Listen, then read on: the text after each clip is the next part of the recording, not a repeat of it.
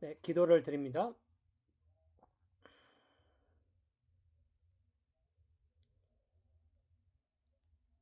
하나님께서는 우리의 삶을 구원의 길로 이끌어 가십니다. 예수 그리스도를 세상에 보내시고 우리를 대신하여 살게 하신 십자가의 능력을 우리에게 나타내십니다. 언약의 부르심이 우리에게 있기에 하나님을 아버지라 고백하며 구원을 받은 성도로 기뻐할 수 있습니다. 한 해를 마무리하며 하나님께서 주신 은혜를 돌아보고 또 새해 기대하며 하나님 앞에 다시 엎드려 구합니다. 그것은 우리의 주어진 언약의 말씀이 우리의 복이요 길이요 생명이오니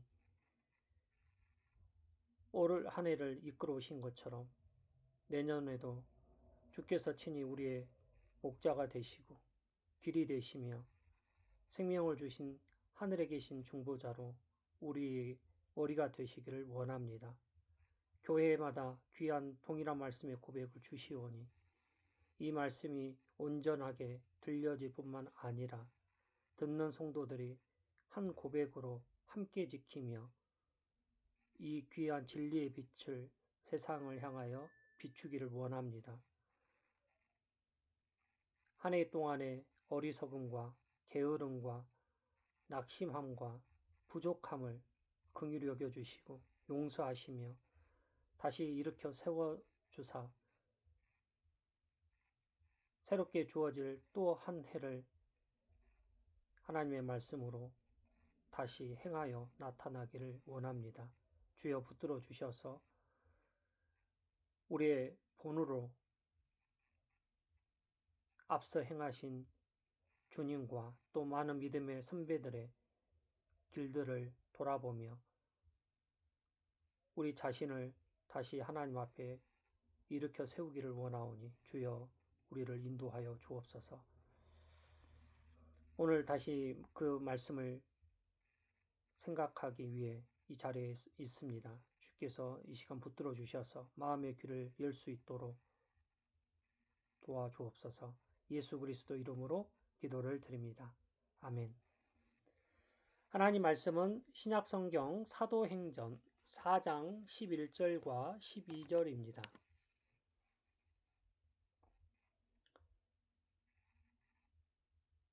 사도행전 4장 11절과 12절입니다.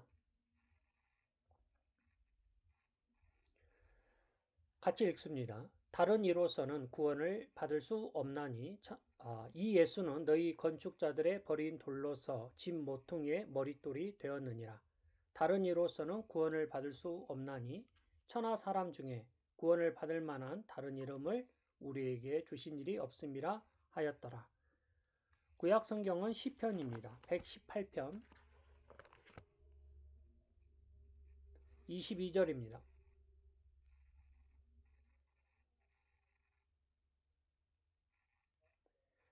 시편 118편 22절입니다.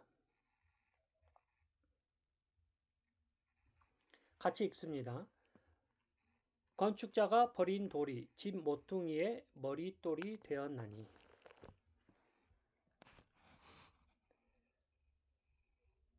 사람은 위기의 순간마다 본능적으로 묻습니다. 이거를 누가 해결하지? 누가 책임질 수 있지? 어떤 힘이 이걸 버티게 하지? 그러한 질문에 대해 누가 가능하지? 어떤 사람이 보증한지? 라는 답을 찾는 경우가 있습니다. 이처럼 사람들은 평소에도 여러 의지하는 것이 있습니다. 이 회사면 믿을만하다. 이 사람이면 괜찮다. 이 제도는 안전하다. 이와 같이 이름과 어떤 제도는 하나의 권위를 나타내고 약속을 드러내며 이로써 사람들은 그것을 의지하는 기둥과 같은 것입니다. 그래서 불안이 커질수록 사람들은 더 강한 것을 찾습니다. 돈, 경력, 학벌, 인간관계 또는 이미지, 심지어 종교를 갖는 경우도 예외가 아닙니다. 우리는 교회 안에서도 자주 다른 이름을 만들 수가 있습니다. 나는 이만큼 했어. 나는 이 정도는 알아. 나는 이런 체험이 있어. 그리고 마음 깊은 곳에서 이러한 것들이 해결해 줄 거야 라는 기대가 있습니다. 사도행전 4장은 같은 질문을 던집니다. 그런데 그 질문이 예배당에서 나온 자리가 아닙니다. 조용한 묵상 자리가 아닌 법정 한복판에서 일어난 일입니다. 즉 당시 공회 산헤드린 앞입니다. 거기엔 이스라엘의 최고 종교 법정으로 권력의 중심지라 할 수 있습니다. 그들은 성전을 관리하고 율법을 해석하고 백성의 삶을 이끌던 자입니다. 그들은 말 그대로 건축자의 자리에 서 있는 것과 같습니다. 공동체를 세운다고 믿는 자입니다. 그런데 한 사건이 터집니다. 성전 미문 앞에서 태어날 때부터 걷지 못하던 사람이 일어나 걷습니다. 사람들은 놀라고 그 일이 진짜인지 보고 싶은 군중들이 몰려듭니다. 베드로가 그 자리에 서서 이건 내 능력이 아니, 우리 힘이 아니요. 예수 그리스도의 이름이 이 사람을 일으켰다고 말합니다. 그 말이 성전 한가운데로 울려 들리기 시작하고 전해진 것입니다. 그때부터 지도자들은 예수의 이름이 다시 공적으로 선포되는 것을 참지 못합니다. 그래서 그들은 사도들을 잡아 가둡니다. 그리고 다음날 공의 앞에 세워 너희가 무슨 권세로 누구의 이름으로 이런 일을 했느냐 묻는 것입니다. 이 질문은 기적의 원인이 뭐냐 라는 정도가 아니라 누가 우리의 중심인가 라는 것을 묻는 데 있습니다. 즉 누가 이 공동체를 움직이는지, 누가 백성의 마음을 붙드는지, 누가 하나님 앞에서 정당한 것이냐를 묻는 것입니다. 바로 그 자리에서 베드로는 결코 물러서지 않습니다. 그는 기적의 과정을 길게 설명하는 것도 아닙니다. 핑계를 대지도 않습니다. 그는 오히려 다르게 하나님은 구원을 어디에 두셨는가며 질문을 묻습니다. 오늘 본문이 예수님은 누구신지, 구원은 어디에 있는지, 그래서 우리는 어떻게 살아가야 하는지 교회가 가지고 있는 고백의 기초를 다시 세우는 것입니다. 첫째, 머릿돌이 되신 예수입니다. 당시 사람들은 어떻게 저런 일이 가능하지? 무슨 비법이 있지? 누가 저걸 했지? 라며 사건, 즉 기적에 눈이 꽂힙니다. 그런데 베드로는 이 예수다라고 말하며 그 기적의 주인공을 예수로 내세웁니다.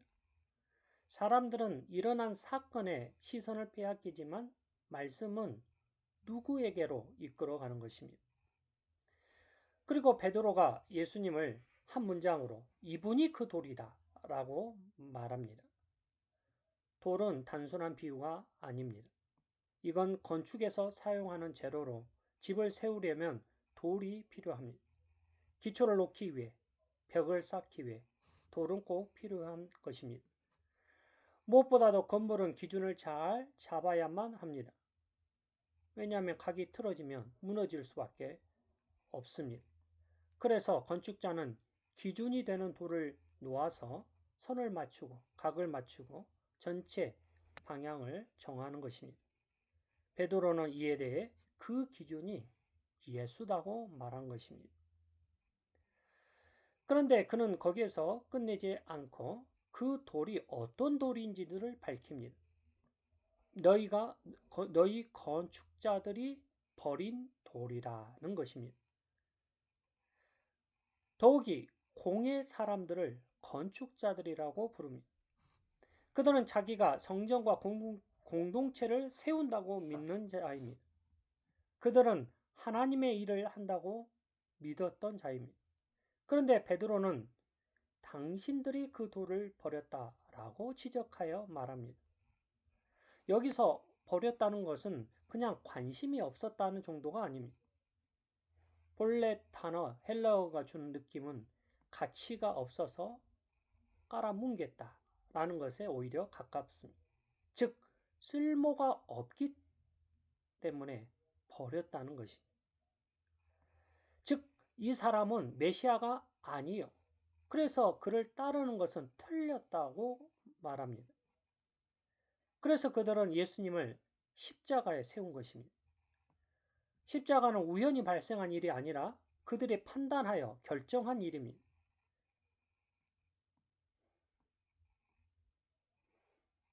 그런데 베드로는 그 돌이 오히려 모퉁이의 머릿돌이 되었다고 말합니다. 사람이 버린 돌이 하나님이 세운 돌입니다. 사람이 폐기한 돌이 하나님이 기준석으로 세운 돌입니다. 사람이 아니다고 말한 그것을 하나님은 그것이 기준이라고 말합니다. 즉 사람이 판정이 끝을 말할 때 하나님은 시작을 말합니다. 인간의 멸시가 낮춤을 말할 때 하나님은 오히려 높임을 말합니다. 십자가가 패배처럼 보이지만 하나님은 그 자리에서 승리를 꺼냅니다. 베드로는 즉흥적으로 이 말을 한 것이 아닙니다. 그는 구약 성경을 인용하여 건축자가 버린 돌이 집 모퉁이의 머리돌이 되었다는 시편 118편을 인용하여 말한 것입니다. 하나님은 오래전부터 동일하게 말씀하신 것입니다. 그러니 하나님은 구원을 즉흥적으로 이루신 분이 아닙니다. 본래 언약하신 대로 일합니다. 그래서 복음은 언제나 하나님의 계획, 즉 하나님의 작정이라는 큰 뼈대를 가지는 것입니다. 그래서 너희가 버린 그 예수, 내가 그 위에 다시 세웠다고 것은 부활에서도 같은 메시지를 전하는 것입니다. 사람들은 예수를 무덤에 밀어 넣습니다. 하나님은 오히려 예수를 무덤에서 일으켜 세웁니다. 사람들은 예수를 무덤에서 끝내려 했습니다. 하나님은 무덤에서 다시 시작으로 삼으신 것입니다. 사람들은 무덤으로 지우려 했습니다. 하나님은 지워진 그 예수를 역사의 기준으로 다시 일으켜 세운 것입니다. 그래서 머릿돌이란 것은 예수의 왕권을 말하는 것입니다. 하나님이 예수님을 건물의 핵심으로, 기초요, 기준으로 세운 것입니다. 하나님이 예수님을 교회의 기준으로 내세운 것입니다. 하나님이 예수님을 구원의 기초로 내세운 것입니다. 그래서 머릿돌은 건물의 장식이 아닙니다. 예수님도 소중한 장식 중 하나가 아닙니다. 머릿돌은 오히려 기준이요, 방향이요, 구조의 뼈대로 내세워진 것입니다. 그러니 예수님이 머릿돌이라는 것은 예수님께 교회가 맞추는 것이라는 것을 밝힙니다. 우리의 삶도 예수님께 맞춰 서야 한 이유입니다. 우리의 결정도 예수님께 맞추는 이유입니다. 예수님의 기준이 되지 않으면 우리는 분명히 어딘가 틀어지거나 왜곡될 수밖에 없습니다. 눈에는 괜찮아 보일지라도 분명 속에서 균열이 일어나 때가 되면 무너지는 것입니다. 여기서 우리는 현실을 솔직하게 들여다보아야 합니다. 예수를 믿는다고 말하면서도 실제로는 다른 돈을 기준으로 삼는 자들이 있습니다. 인정이 기준이 되면 사람들은 그 기준에 맞춰 움직일 수밖에 없습니다. 성공이 기준이 되면 성공에 맞춰 선택할 수밖에 없습니다.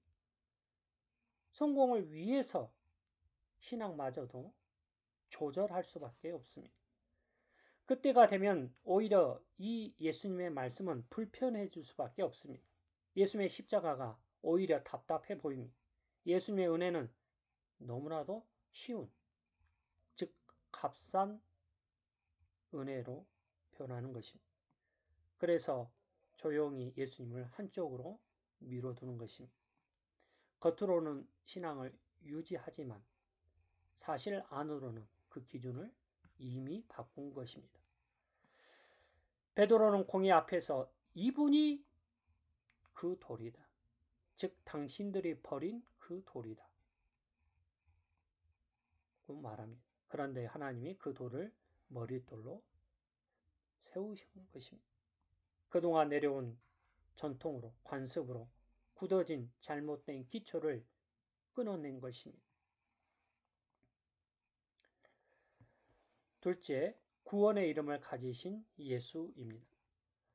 베드로는 12절에서 구원은 다른 아무에게도 없다고 말합니다. 그는 조금의 여지를 남기지 않습니다. 다른 것 아무 안에도 없다는 것입니다. 즉 다른 이름을 우리에게 주신 일이 없습니다. 그래서 우리 사람들은 본능적으로 그래도를 붙이고 싶습니다. 그래도 나름 좋은 사람들도 있지 않는가? 그래도 종교라는 건 다 나름의 의미가 있지 않는가? 그래도 사람의 삶에서 노력하는 것도 있지 않는가고 반문하는 것입니다.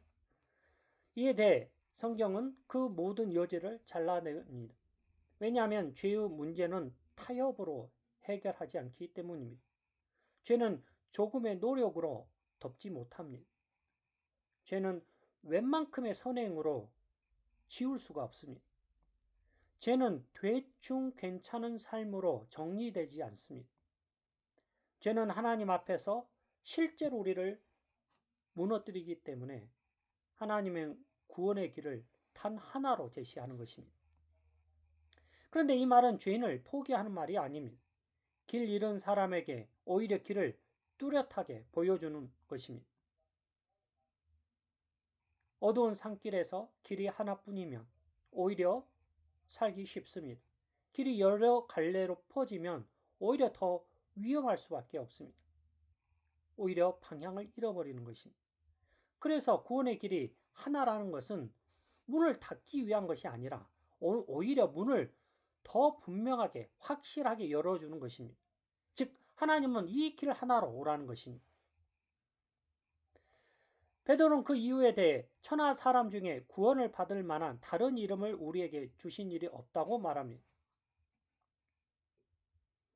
여기에서 주신 일, 즉 주어지는 단어가 정말 중요합니다. 우리는 구원을 만들어내지 못합니다. 사람들은 죄를 씻을 이름을 만들지 못합니다.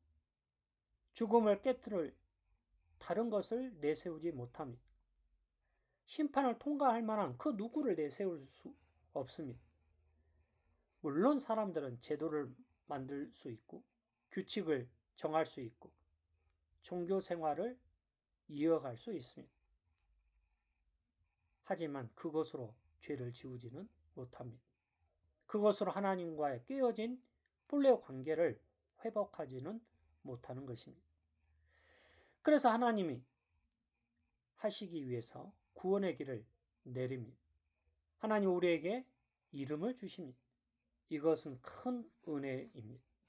은혜는 늘 위에서 아래로 향하여 하나님께서 사람에게로 옵니다. 우리가 하나님께 길을 내는 게 아닙니다. 하나님이 사람에게 길을 내십니다. 사람이 이름을 만든 게 아니라 하나님께서 이름을 주신 것입니다.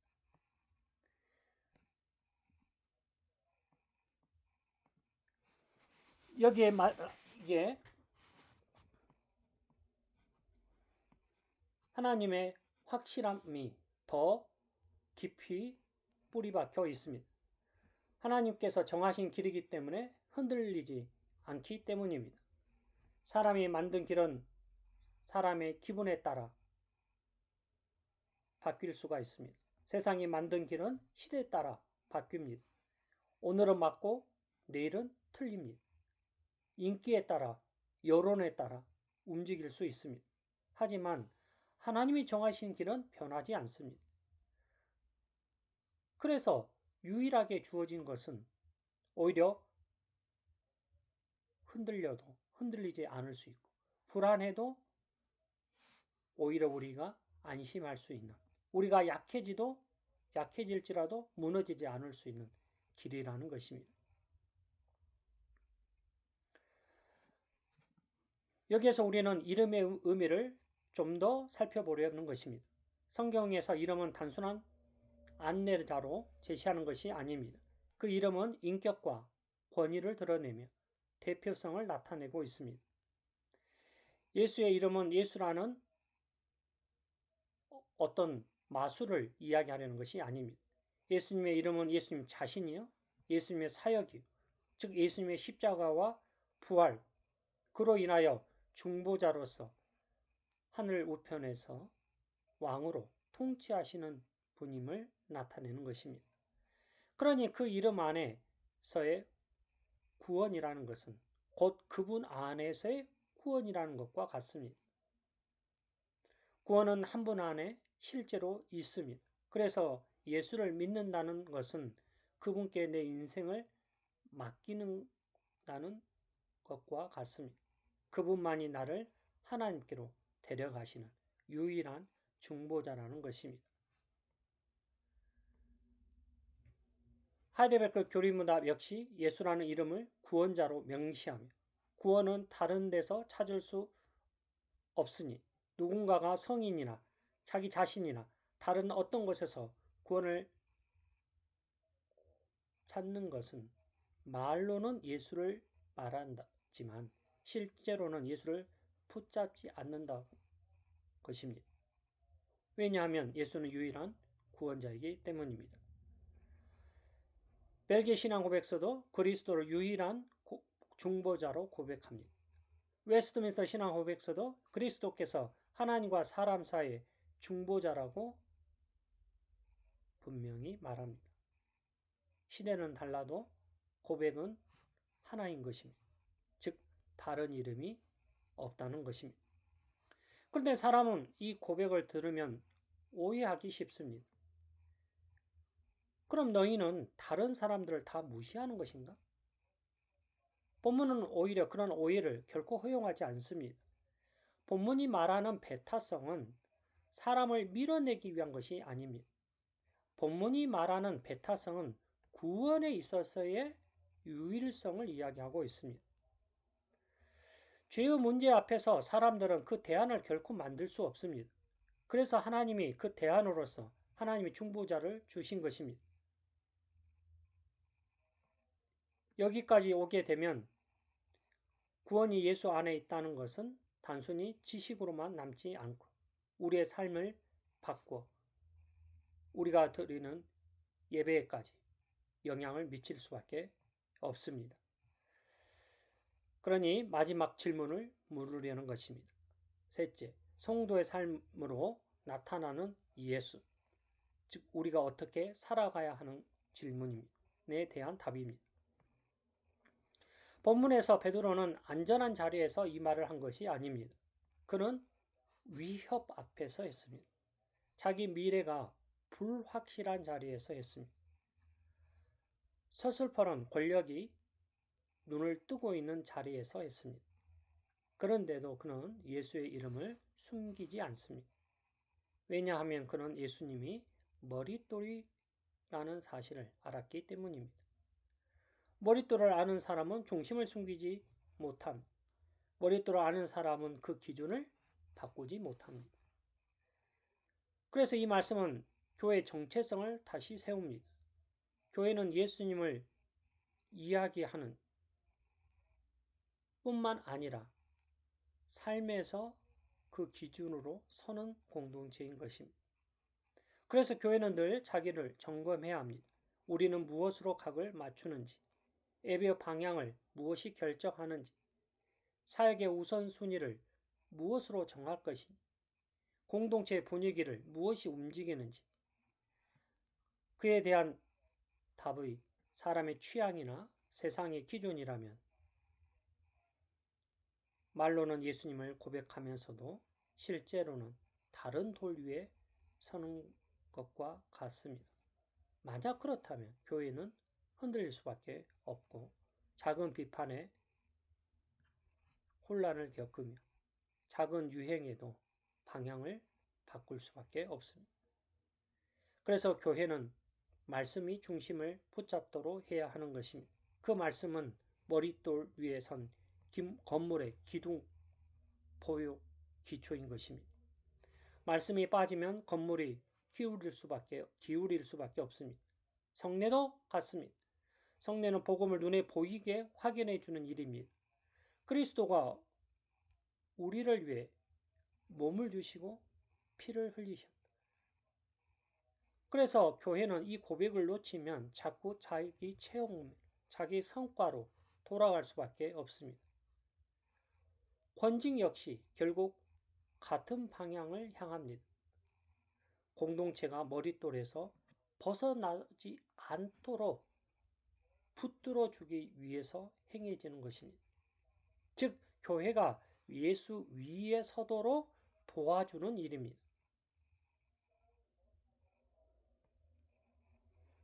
우리가 기도할 때도 같습니다. 우리는 예수의 중보를 붙잡고 하나님께로 나갑니다.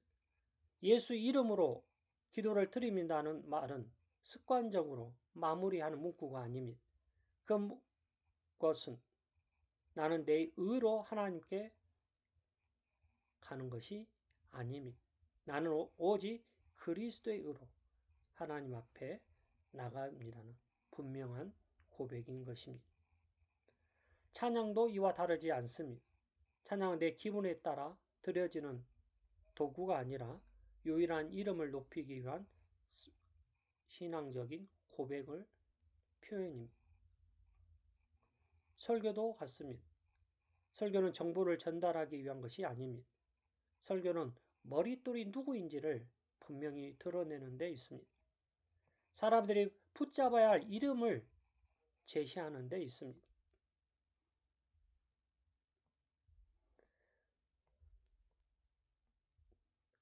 구원의 길이 하나라는 것은 사람들을 밀어내기 위한 말이 아니라 세상을 향해 진짜 길이 무엇인지를 보여주는 데 있습니다. 길이 하나이기 때문에 복잡하지도 않는 것입니다. 문이 여러 개로 나뉘지 않습니다. 하나님은 오직 한 문을 여십니다. 그것은 예수 그리스도이십니다. 그러니 우리는 담대히 여기 길이, 여기 이름이 있다고 말할 수가 있습니다. 전도는 논쟁을 위함이 아닙니다. 길을 알려주는 사랑의 안내인 것입니다. 누군가가 불안 속에서 의지하려는 대상을 찾을 때 교회는 생명을 전하는 것입니다. 그 생명은 예수 그리스도이십니다. 그분 안에 구원이 있습니다. 누군가가 죄책감에 눌려 힘들어할 때 교회는 힘내라고만 말하지 않고 구원자가 있다고 말하는 것입니다. 누군가가 죽음 앞에서 두려워할 때 괜찮다라고만 말하지 않고 교회는 죽음을 이긴 이름이 있다라고 알리는 데 있습니다.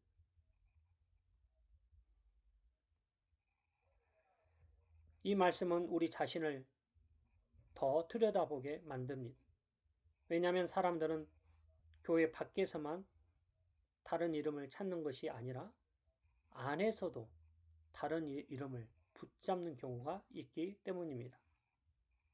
마치 나는 이만큼 했어 라는 열심을 붙들 수가 있습니다. 나는 이 정도는 알아 라는 지식을 붙들 수 있습니다. 나는 이런 체험을 있어 라는 경험을 붙들 수가 있습니다. 나는 흔들리지 않 자기 통제력, 의지, 결단을 붙들 수가 있습니다. 그러나 그것은 어느 순간 우리를 배신하기 마련입니다. 왜냐하면 컨디션이 떨어지면 우리의 열심은 유지할 수 없습니다. 우리가 지식이 있다 할지라도 기억이 흐릿해지면 지식을 자랑할 수 없습니다. 우리는 상황이 바뀌기 때문에 경험을 언제나 동일하게 붙잡을 수가 없습니다. 우리의 통제가 잃게 되어지면 자기 통제력마저도 무너질 수밖에 없습니다. 그래서 본문은 우리에게 그 이름들을, 그 의지하는 것을 내려놓으라 말합니다. 오히려 유일한 이름을 붙잡으라고 말합니다. 회개는 길을 잃어버리는 것이 아니라 오히려 중심을 되찾는 데 있습니다. 믿음은 기술이 아니요 돌아가는 방향 전환에 있습니다. 즉 유일한 이름으로 돌아가는 데 있습니다. 그리스도 안에 구원이 있다는 것은 결국 그리스도 안에 온전한 쉼이 있다는 것입니다. 즉 그리스도 안에 참 자유가 있다는 것입니다. 그리스도 안에 확실한 미래가 보장되어 있다는 것입니다. 이러한 확신이 있을 때 우리를 바꾸는 것입니다. 왜냐하면 우리가 실패할지라도 이러한 확신은 다시 우리를 붙잡아 일으켜 세우는 데 있습니다. 우리는 죄를 볼지라도 우리는 절망하며 낙심만 하지는 않습니다. 우리는 무너져도 다시 붙들어 세울 수가 있습니다. 사람의 평가, 인정에 매달리지도 않습니다. 왜냐하면 우리의 구원은 다른 것에 달리지 않고 오직 예수라는 그 이름에 있기 때문입니다. 그분은 결코 변하지 흔들리지 않는 분이십니다. 정리해보면 당시 사람은 예수님을 버렸습니다. 지도자들은 예수님을 무가치하다고 판정했습니다. 그래서 그들은 십자가로 그 판정의 끝을 맺는 것입니다. 그런데 하나님은 예수님을 다시 세웁니다. 즉 그들은 버렸지만 하나님은 머릿돌로 세웁니다. 하나님은 구원을 그 이름하에 두십니다. 하늘 아래 사람들 가운데 하나님이 주신 다른 이름은 결코 없습니다. 우리는 반드시 그 이름 안에서만 구원을 받는 것입니다. 그래서 이제 남는 질문은 방향에 있습니다. 즉 나는 어떤 돌 위에 서 있는가? 나는 어떤 이름에 나의 삶의 각을 맞추며 살아가는가? 나는 불안할 때 어디로 피하는가? 나는 흔들릴 때 무엇을 붙잡는가? 본문은 우리를 한 자리로 이끕니다. 바로 예수님이신, 즉 그분이 머릿돌이요, 그분 안에만 구원이 있다는 것입니다. 수많은 것들이 시대마다 우리를 유혹하며 흔듭니다. 나를 붙잡아. 내가 너를 살려줄게. 내가 너를 자유롭게 해줄 수 있어. 내가 너를 성공으로 이끌 거야. 여기에 대해 본문은 동일하게 한 가지로 답합니다. 다른 이름은 너를 구원하지 못한 오직 예수만 우리를 살리는 것입니다. 이 말이 우리 마음 깊은 곳에 다시 기초가 되기를 원합니다. 우리 삶의 각을 다시 맞추기를 원합니다. 그리고 이 말이 우리를 담대하게 만들기를 원합니다. 한 해를 마무리하며 올 한 해도 예수님이 그 기준이 되신 것처럼 하루가 바뀌어 새해가 시작되는 26년에도 예수님이 우리의 머릿돌로서 구원자로 서 계신 그분을 우리의 유일한 중보자로 고백하며 그분을 닮아가는, 그분을 따르는 그분의 지체로 함께 교회 공동체를 이루어가기를 간절히 원합니다. 기도드립니다.